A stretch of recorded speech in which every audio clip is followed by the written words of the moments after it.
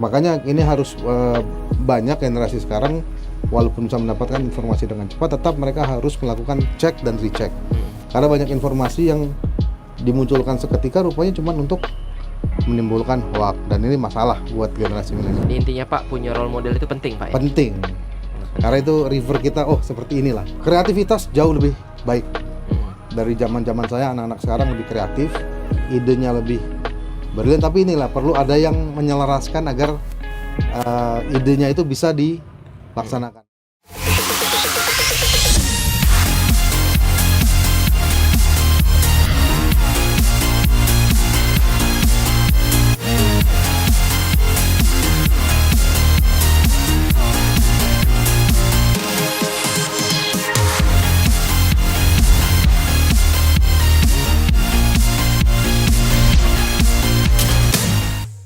Assalamualaikum warahmatullahi wabarakatuh.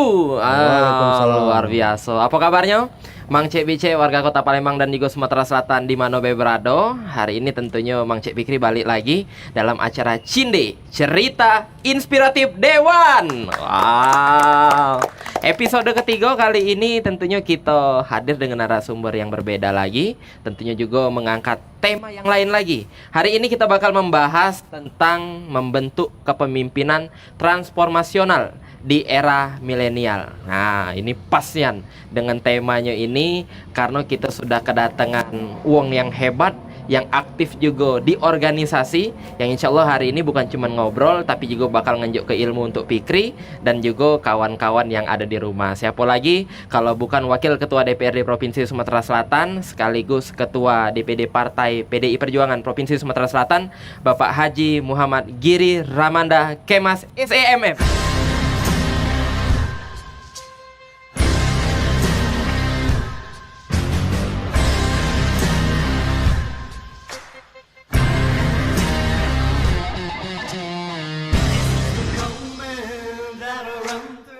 Apa kabar Pak Giri? Alhamdulillah sehat. Alhamdulillah sehat. Yang penting kalau hari ini sehat terus harus. Sehat terus Pak harus. Ini konsep kita agak berbeda Pak dari episode sebelum-sebelumnya ini. Oh, iya. Hari ini kita outdoor Pak. Wah, saya lebih senang yang di luar ruangan ini. Di luar ruangan Pak ya. Tapi ini caknya nak pakai autan dulu Pak ini Pak. Jadi Pak ini juga Fikri aktif di Instagram ini ngelihat aktivitas Bapak dan juga aktif di berbagai organisasi ini Pak, yang tentunya juga kita tahu banyak budak-budak muda sekarang ini Pak, banyak nian yang sudah melo organisasi, tapi juga ada beberapa kawan-kawan ini Pak yang masih terbentur karena ada pemikiran beberapa wong tua ini Pak yang anggap bahwa tidak perlulah sekolah bae lurus-lurus, kuliah bae lurus-lurus, untuk apa organisasi. Tapi sebelum itu Pak, kami pengen tahu dulu ini pandangan dari Pak Giri Dewe kalau dengar kata milenial, terutama untuk di Sumatera Selatan, ini pecah mana Pak Giri? Yo, milenial ini kan generasi baru kita hari ini, di mana mereka ini sangat melek dengan teknologi. Berbeda dengan generasi sebelumnya. Ya, mungkin generasi saya adalah generasi sebelumnya. Itu Kita Pak sama Pak kita Pak generasi. jangan itu ya. Artinya dulu kan teknologi baru mulai ada. Saya TV berwarna baru dengan satu saluran, kemudian agak besar dikit muncul TV dengan berbagai saluran. Kemudian di masa transisi di SMA dulu baru kenal namanya internet. Kalau sekarang kita lihat internet minimal 10 megabyte, 20 megabyte. Kalau dulu Pak? 100 megabyte. Kalau dulu 14,4 kilobyte per second. Kilobyte per second. Iya, luar biasa lambat. Luar biasa Kalau lambat. dibandingkan hari ini. Jadi kalau buka website itu masih pelan-pelan sekali. Berarti Pak kalau konten kita ini tayang di zaman Bapak itu Oh. nanti yang nonton Pak? Bisa-bisa kita 3 jam menunggu baru muncul 5 menit. Benar. Nah, itu kan artinya perubahan teknologi yang sangat cepat. Sejak tahun 90-an akhir, komputer ditemukan, semiconductor, chip. Ya akhirnya semua udah teknologi. Dulu siapa yang nyangka mesen semuanya cuma dipakai handphone. Dulu handphone cuma dipakai buat teleponan saja. Iya. Terus naik jadi canggih dikit bisa SMS. Nah, ini belajarnya kan lu SMS. Nah, sekarang media digitalnya banyak. Ada SMS yang canggih, WhatsApp. Ya. Dulu SMS naik jadi MMS. Kemudian baru mulai masuk teknologi sekarang. Besok Pak main game Ulo Pak waktu itu Pak. Oh iya, main Snake. Snake. Snake zaman dulu. Iya. Itu kalau nggak handphone Nokia nggak bisa tapi. Enggak baca Pak. Cuma bisa Nokia. Kalau Ericsson nggak bisa dulu. Nggak boleh nyebut merek. Jadi artinya ini generasi baru yang sangat melek dengan teknologi. Artinya generasi ini adalah generasi yang haus akan informasi dan ada bahayanya. Bahayanya adalah informasi yang didapatkan serba instan. Nah, ini juga bahaya. Karena mereka tidak melakukan pendalaman dengan baik, baru masuk informasi sudah dianggap itu yang paling benar. Nah, ini yang bahaya. Tidak mengcompare lagi, Pak ya. Makanya ini harus banyak generasi sekarang walaupun bisa mendapatkan informasi dengan cepat, tetap mereka harus melakukan cek dan recheck. Karena banyak informasi yang dimunculkan seketika rupanya cuma untuk menimbulkan hoak, dan ini masalah buat generasi milenial. Tapi artinya generasi yang sekarang ini adalah generasi baru yang akan membawa Indonesia ke depan ini dengan perubahan yang cepat. Ya bahaya juga ada, kita juga bisa jadi cuma penerima teknologi, akhirnya kita jadi masyarakat yang konsumtif, atau kita memanfaatkan teknologi ini untuk membuat Indonesia ini lebih baik lagi. Gitu. Baik, jadi memang kawan-kawan zaman dulu tadi Pak Cak dikatakan oleh Pak Giri, yo jauh nih aneh untuk tadi sekian-sekian kilobyte per second, Pak ya. 14,4 14,4. Tapi sekarang tentunya juga kecanggihan teknologi juga tidak Pak Cak kita telan mentah-mentah berarti Pak ya. Betul. Karena kita harus saring sebelum sharing juga, mangko kita tidak ada mudah untuk temakan berita-berita hoax yang ada zaman sekarang ini. Ini juga Pak, kami penasaran dengan Pak Giri yang juga sekarang ini menjabat sebagai Wakil Ketua DPRD Provinsi Sumatera Selatan. Ini sebenarnya Pak, dari SMA kah, dari SMP kah, apa Bapak ini sudah mulai untuk memulai karir lah? Cak mano Bapak awalnya Pak Cak melo organisasi dulu atau kayak mana ini Pak arahnya? Kalau organisasi yang pertama saya ikutin itu Gerakan Pramuka. Oh, Pramuka Pak ya. Dari kapan itu Pak? Kelas 3 SD. Oh, dari 3 SD. Kelas 3 SD sampai SMP, SMA, Penegak, saya ikut Pramuka terus. Kemudian di luar Pramuka, di SMP ikut organisasi yang lain. Dulu terpilih, kalau zaman dulu itu namanya Majelis Perwakilan Kelas. Kemudian saya jadi Wakil Ketua Perwakilan Kelas di tingkat SMP. Kemudian di SMA banyak saya ikut organisasi. Mulai dari Pasibra, PMR, Pencinta Alam. Kemudian tetap di perwakilan kelas. Waktu itu juga jadi Wakil Ketua Perwakilan Kelas. Dan di saat yang sama saya juga mulai belajar politik. Waktu itu saya ikut sudah berpartai di saat saya SMA. Oh, waktu SMA. Ya, apa itu Pak? Waktu itu. Ikut dulu masih PDI namanya. Dulu masih PDI. Ya PDI-nya beda dengan zaman sekarang, soalnya PDI yang zaman itu dulu saya partai apa kayak mana? partainya itu, sudah. Partainya sudah. Nah, di zaman Orde Baru dulu. Ya itu kalau kelar rapat tiba-tiba udah ada yang nanya, tadi rapatnya isinya apa aja ya? Ikut dulu ke kantor buat laporan. Oh, dari SMA itu Pak? Ya dari SMA. Tapi Bapak SMA-nya tidak di Palembang Pak? Ya di Jakarta dulu. Di Jakarta. Nah kemudian di di kuliah lebih aktif lagi, apalagi waktu itu masuk kuliah kan zamannya sedang 98. Jadi waktu itu kerjaannya ya tiap hari demonstrasi, protes pemerintah, kebijakan-kebijakan pemerintah itu sampai tahun 2000 lah. Kemudian aktif di organisasi kemahasiswaan. Saya di kemahasiswaan dulu di majalah mahasiswa, di Pers Mahasiswa dulu. Terakhir saya jadi pemimpin redaksi di sana. Kemudian saya menginisiasi beberapa aktivitas kampus. Dulu ada teater, seni tari, kemudian pencinta alam di fakultas juga. Itu termasuk saya membidani. Kemudian di kajian kami di jurusan ada kajian ekonomi pembangunan, saya juga bergabung ke sana. Kemudian juga pernah menjadi anggota Badan Perwakilan Mahasiswa di sana. Mantap. Ini banyak nih loh organisasinya, boleh tepuk tangan sekali lagi. Pagi Belum ini lagi organisasi ekstra kampus. Waktu itu saya ikut di Gerakan Mahasiswa Nasional Indonesia. Tapi ini Pak, kan Bapak tertarik di dunia politik ini dari SMA. Ya. Ini gara-gara apa Pak? Yang paling alasan terbesar dari Bapak untuk terjun ke dunia politik waktu zaman SMA itu gara-gara apa Pak? Ya pertama memang keluarga kami kan memang keluarga politik. Kemudian waktu itu kan eranya kalau bahasa Palembangnya siru antara pemerintah dengan PDI waktu itu. Ya anak muda ini kan senangnya yang agak-agak melawan. Iya. Nggak suka yang tenang. Ya, Pak, ya? Nah itulah melihat kondisi sosial masyarakat, apalagi waktu itu kan sering kami melakukan turun ke kegiatan sosial ke desa-desa, akhirnya melihat ada realita yang harus diperjuangkan. Nah, salah satu salurannya waktu itu berpartai politik, saya bergabung dengan PDI waktu itu. Dan karena saat itu yang terlihat berani berbeda dengan pemerintah ya cuma PDI.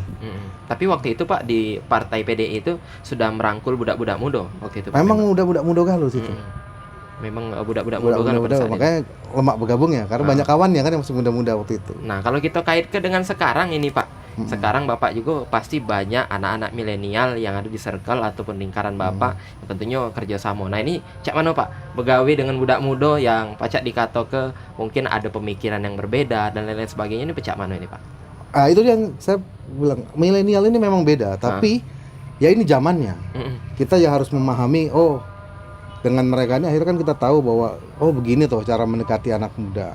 Karena memang pendekatannya setiap zaman berbeda-beda. Nah, anak-anak muda ini kalau kita nggak dekat, kita nggak mendengarkan, mereka juga tidak mengeluarkan apa maunya. Jadi memang milenial ini kuncinya adalah didengarkan, saya lihat. Cuman mendengarkan mereka ini kadang-kadang tidak bisa melalui verbal biasa nih. Kayaknya nih hobinya pada pakai yang gadget semua ini. Nah, ini. Nah, itu memang ada perbedaan. Artinya kreativitas jauh lebih baik. Dari zaman-zaman saya, anak-anak sekarang lebih kreatif, idenya lebih brilian, tapi inilah perlu ada yang menyelaraskan agar idenya itu bisa dilaksanakan. Banyak kalau bergabung dengan mereka memberikan ide-ide yang bagus, akan tetapi belum bisa dioperasionalkan. Nah, ini harus ada yang membantu mengguiding mereka agar bisa program itu ataupun kreativitasnya itu bisa jalan. Tapi sayangnya Pak, tidak ada seluruh wong ini berpemikiran kayak Bapak. Banyak juga bukan generasi milenial, kolonial Pak ini sudah ya, yang terkadang mikir bahwa zaman kau aku mah inilah. Nah, terkadang tidak ada lagi dengar apalagi ngerasa kayak aku nih senior, lebih banyak pengalaman. Aku tidak galak dengar wong yang pengalamannya jauh di bawah aku, umur jauh di bawah aku. Nah, itu tanggapan Pak Giri Dewek mana Pak? Nah, mungkin karena saya pernah masuk pada suatu organisasi di saat muda, saya tahu perasaannya seperti apa yang seperti itu. Jadi saya berusaha mendengarkan apa yang diinginkan yang junior saya baik di partai maupun di organisasi, karena mereka punya pemikiran berbeda. Saya juga dulu ketika muda mempunyai banyak pemikiran yang berbeda dengan senior, dan memang begitu antar generasi, yang namanya generation gap begitu. Selalu ada kamu tahu apa sih, anak muda nggak ngerti. Nah, tapi saya karena berada di jembatan di antara dua generasi ini, ya kan lihat di umur saya ini antara perbatasan ini. Milenial lewat dikit, kolonial masih jauh. Iya, betul. Nah, itu makanya saya berusaha mencoba titik di mana bisa komunikasi. Mengkomunikasi dengan yang sudah lebih tua atau kolonial dengan yang masih muda milenial. Ya, intinya bagaimana kita mendengarkan, dan saya pernah pada posisi mereka tidak didengarkan senior. Saya berusaha jangan saya juga melakukan hal yang sama terhadap junior saya gitu. Nah, itu. Karena di kawan-kawan yang nonton ini juga Pak, banyak yang ngerasa mungkin ketika masuk di organisasi banyak yang ngerasa paling junior dan saran ini tidak ada diterima. Inilah yang anggap mereka kadang pacak dikecik ke, diremeh ke. Nah, ini saran dari Pak Giri Dewek Pak untuk mereka para yang sudah masuk dalam organisasi, yang terkadang apa yang diomong ke tadi tuh yo ke baik Pak, tapi didengar tidak kecil hati kadang Pak, alhasil mundur keluar dari organisasi Mak Man ini Pak. Nah, ini yang harus kita siasati. Jadi begini, orang tua itu biasanya menganggap anak muda itu sudah nggak berpengalaman. Tapi kita juga sebagai anak muda itu harus mencari solusi cara komunikasi yang baik. Karena kadang-kadang anak muda ini suka bicara komunikasinya, pokoknya harus begini Pak, ini harus begini Pak, ini harus begini. Nah, itu kan komunikasi yang salah. Dia ingin menyampaikan ide, tapi pokoknya harus begini. Nah, kemudian kebiasaan kita dalam memberikan ide tidak ditulis dengan baik. Jadi cuma orally speaking. Ya, kalau cuma dibicarakan, kadang-kadang orang kan penerimaannya, ada orang yang pendengaran auditorinya bagus, artinya sekali mendengarkan dia bagus. Tapi ada yang visualnya. Nah, ini harus digabungkan bagaimana dia mempresentasikan suatu ide itu baik secara visual maupun secara auditori yang baik. Nah, ini saran dari saya itu. Dan kemudian jangan kita minta judgement ataupun hasil hari ini. Pak, tolong dipikirkan. Ini ide dari saya begini Pak, ini tolong dibaca Pak. Ini lebih akan membuat orang yang tadi masih kolonial tadi ini lebih cepat memahami. Karena orang yang lebih tua biasanya tidak ingin digurui, tapi Pak, ini ada saran, ada ide begini Pak. Nah, kemudian sampaikan secara tertulis ide tersebut.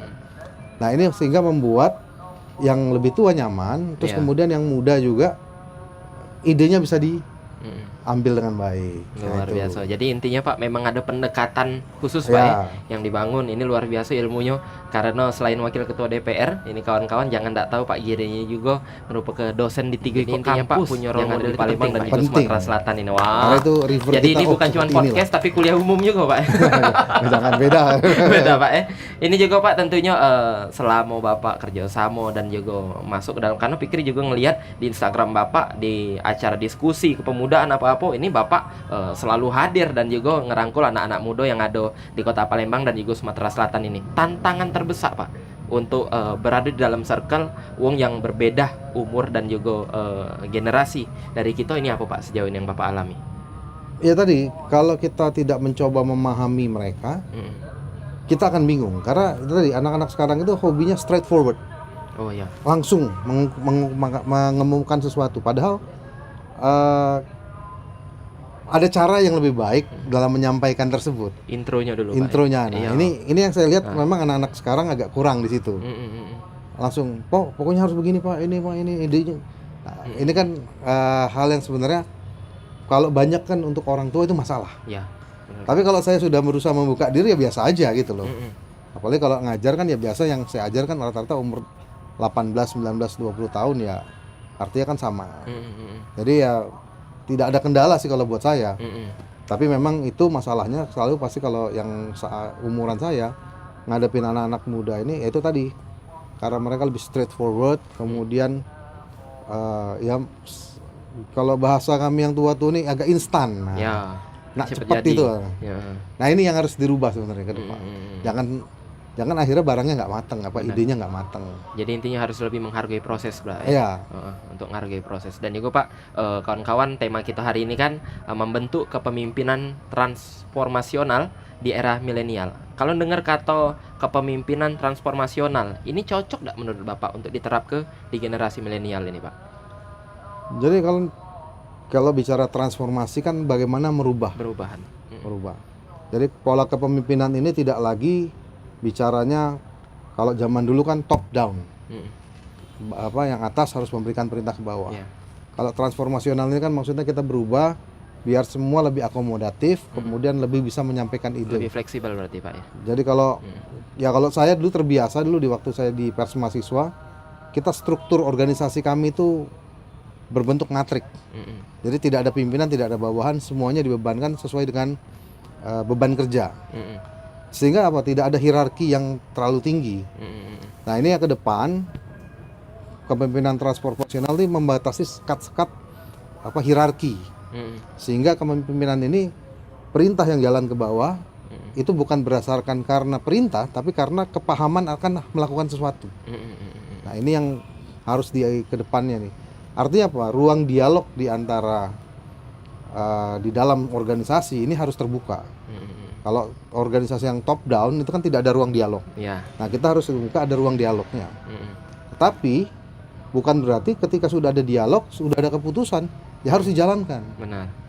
Nah ini yang sering salah, karena merasa dialog terus, sebetulnya banyakkan dialog nggak ada keputusan. Ini juga bahaya.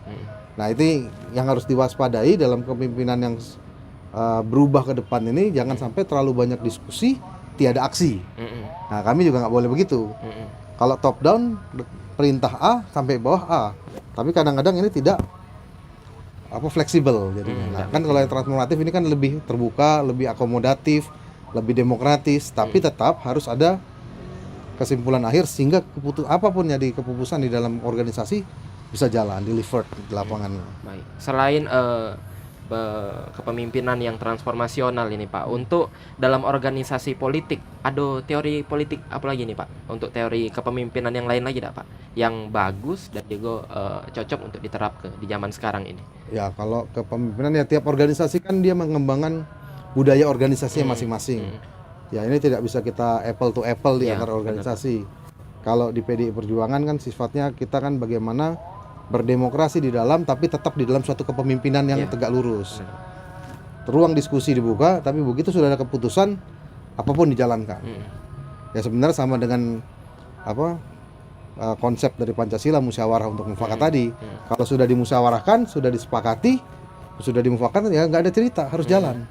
Nah ini sebenarnya budaya demokrasi ataupun budaya organisasi yang merefer kepada Pancasila tadi, musyawarah untuk mufakat, ini harus dikembangkan di dalam baik di organisasi apapun yang ada di Indonesia. Karena ini budaya kita kan, budaya gotong royong, budaya musyawarah. Nah, ini harus kita jaga. Kalau Bapak Dewe Pak, kalau ditanya sama Wong tentang teori kepemimpinan dari Bapak pribadi yang Bapak terap ke baik sebagai wakil ketua DPR ataupun sebagai ketua DPD Partai PDIP di masa sekarang ini gaya kepemimpinan pecak mano ini Pak yang lebih nemen untuk Bapak terap ke? Ya kalau saya lebih pada ya tadi musyawarah untuk mufakat tadi. Musyawarah untuk mufakat. Kita diskusikan, begitu sudah ada keputusan kita jalankan apapun resikonya. Artinya inilah akomodatifnya, mendengarkannya, dialektikanya, berdiskusinya, ada keputusan kita jalankan. Nah ini saya lebih senang kepemimpinan seperti ini. Memang butuh proses, tapi hasil akhirnya harus sudah disepakati bersama, kita jalankan bersama. Karena Pak juga kan sekarang ini parlemen ini kan dipimpin dan beranggota ke ini Pak dengan latar belakang yang berbeda-beda. Itu juga Pak tentunya pola pikir dan juga sulit untuk nyatu ke pendapat dan juga arahan. Ini pecah mana ini menurut Bapak? Ya kalau di dalam politik di DPR kan memang beda-beda. Kemudian setiap orang punya afiliasi politiknya masing-masing. Tapi pasti ada yang namanya kesamaan isu atau kesamaan agenda yang bisa disepakati. Nah inilah pinter-pinternya pimpinan di dalam organisasi seperti DPRD ini untuk menjaga kekompakan di dalam. Artinya ya setiap keinginan, setiap pemikiran itu kan ada titik temunya. Ya ini tinggal mencatukan titik temu yang ini yang mana. Ini itunya seni. Inilah seni dalam memimpin suatu kelompok yang berbeda latar belakang. Kalau dia latar belakangnya sama enak Pak. Ini kiri ya. Kalau di PDI Perjuangan satu kan organisasi, ada ADART, ada semua aturannya. Ini nggak masalah. Tapi kalau di DPR, walaupun kita ada tata tertib, tapi kan semua punya pemikiran yang berbeda. Nah, disinilah pimpinan dewan itu berorientasi bagaimana mendengarkan, menyaring, menyatukan dan meramu suatu kebijakan yang bisa diterima bersama. Ada yang senang, ada yang tidak senang, itu biasa. Tapi ketika sudah jadi keputusan, ya keputusan bersama harus kita deliver. Tapi tentunya kan tetap akomodatif. Ya kalau keinginan dia 100% kita penuhi 60% kan berarti udah masuk. Yang ini 70 dapat, yang ini tapi harusnya di atas 50% sehingga ada titik puas yang bisa dia terima. Ya kalau di ekonomi kan ada kepuasan itu kan ada maksimalnya, ada minimalnya. Kita dicari tengah-tengahnya lah. Benar. Itu indifference curve-nya kan di situ.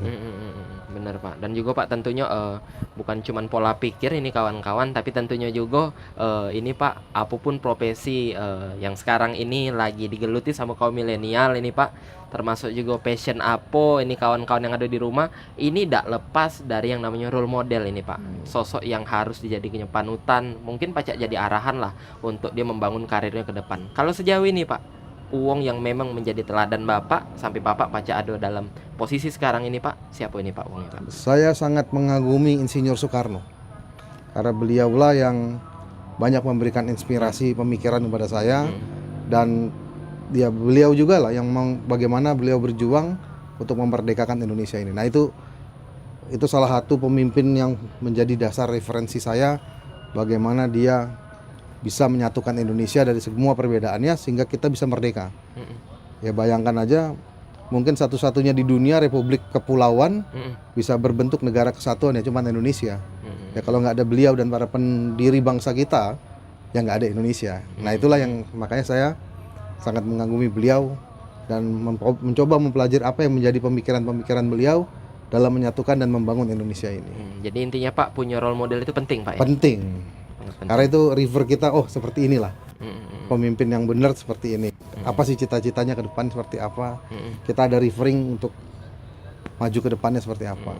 Tapi sayangnya Pak ini juga untuk kawan-kawan yang membangun karir, dia sudah punya passion dan juga ada role model, terkadang dia ini Pak sudah bukan jadi diri dia lagi.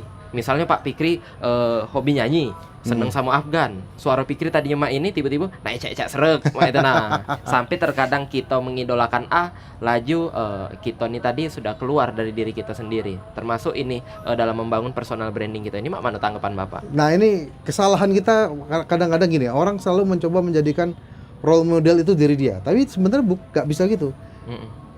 Misalkan Fikri role modelnya Afgan. Ya Afgan diambil sebagai penyanyi yang handal, penyanyi yang baik, punya suara yang bagus. Nah, bagaimana Fikri berlatih untuk menjadi penyanyi yang baik dengan karakter Fikri, bukan ikut-ikutan gaya Afgan. Kalau itu namanya melakukan copy paste.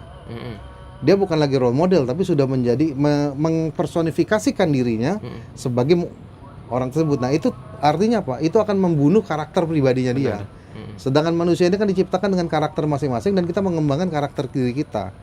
Jadi ya tetap kembangkan apa yang menjadi bagian dari diri kita dengan role model panutan kita seperti apa.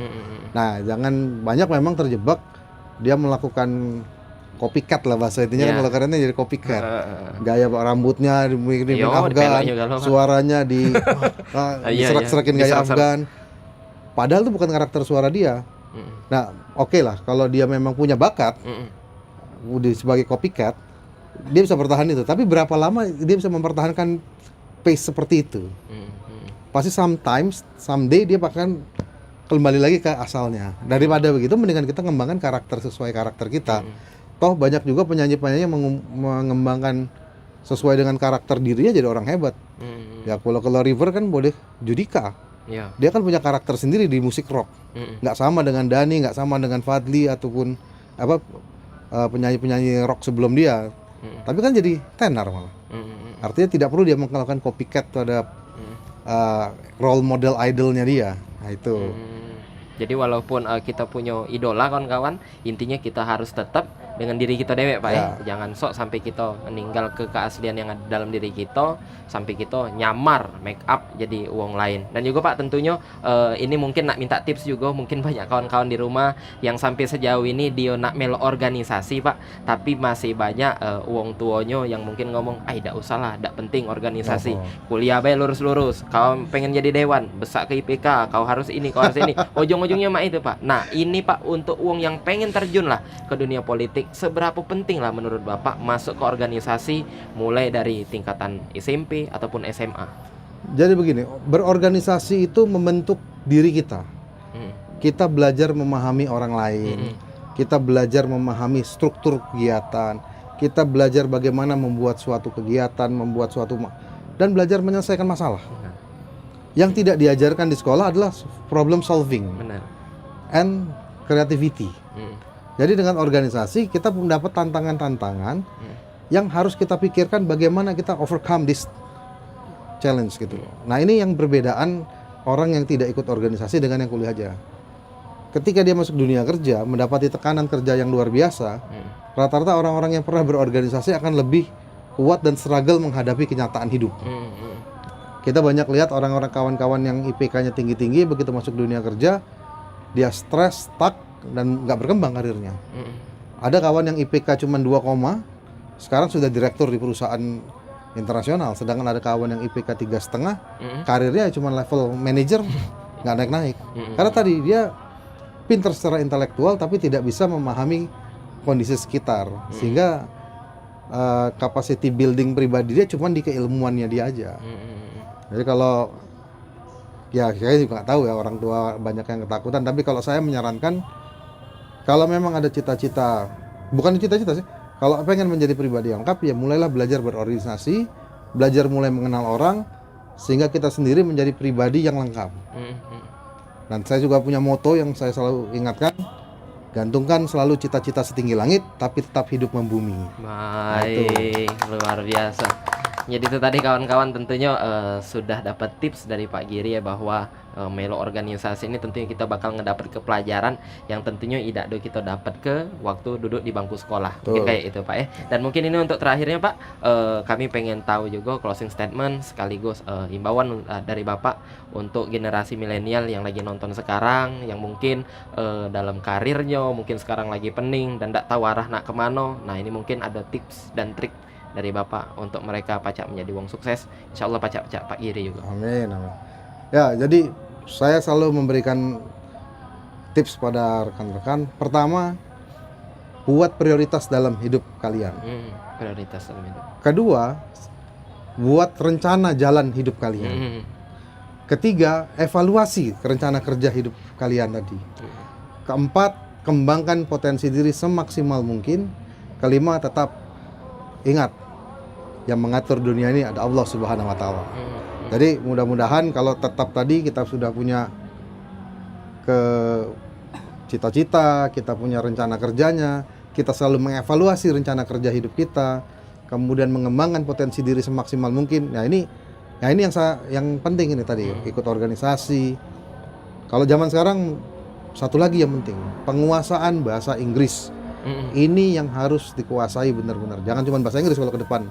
Malah bahasa yang lain juga harus dikuasai. Karena apa?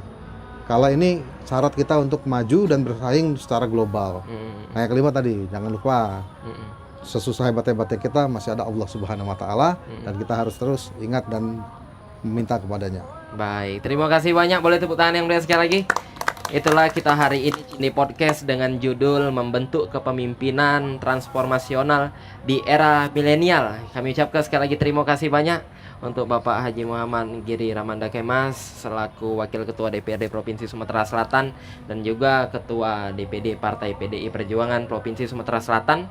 Semoga apa yang Bapak Njo tahu tadi paca di-apply, diterapkan di kehidupan sehari-hari, mangko seluruh kaum milenial yang ada di Sumatera Selatan ini paca jadi wong sukses sesuai dengan bakat dan kemampuannya masing-masing. Terima kasih banyak sekali lagi untuk Pak Giri dan juga untuk kawan-kawan yang sudah nonton. Jangan lupa untuk terus like, subscribe dan juga share dari Cinde Channel ini. Sekali lagi terima kasih banyak untuk kawan-kawan dan jangan lupa besok masih banyak narasumber dengan tema yang berbeda lagi. Jadi terus saksikan Cinde, cerita inspiratif Dewan. Wassalamualaikum warahmatullahi wabarakatuh. Waalaikumsalam.